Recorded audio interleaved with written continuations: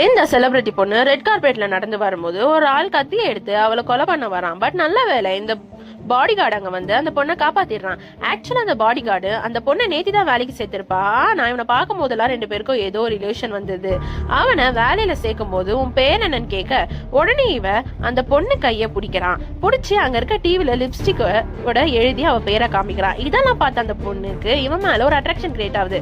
இந்த பையன் அடிக்கடிக்கு அந்த பொண்ணோட கனவுல வந்து ரொம்ப அன்பா நடந்துக்கிறான். ஆனா கனவுல அவனோட முகம் சரியா தெரியாதனால இவன் தான் அந்த பையனை அவளால கன்ஃபார்மா சொல்ல முடியல.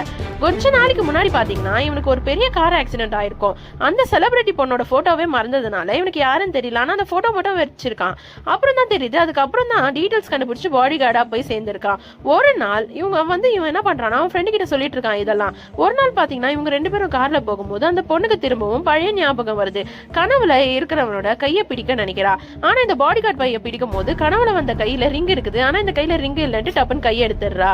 அப்புறம் இன்னொரு நாள் ஷூட்டிங் ஸ்பாட்ல ஒரு தப்பான ஆளு அந்த பொண்ணை கடத்திட்டு கூட்டிட்டு போய் தப்பா நடந்துக்க முயற்சி பண்றா. மறுபடியும் நல்ல வேலை எங்க இருந்தோ அந்த சாமி அனுப்புன மாதிரி இந்த பாடி கார்டு அங்க வந்து அந்த பொண்ணை காப்பாத்திடுறான்.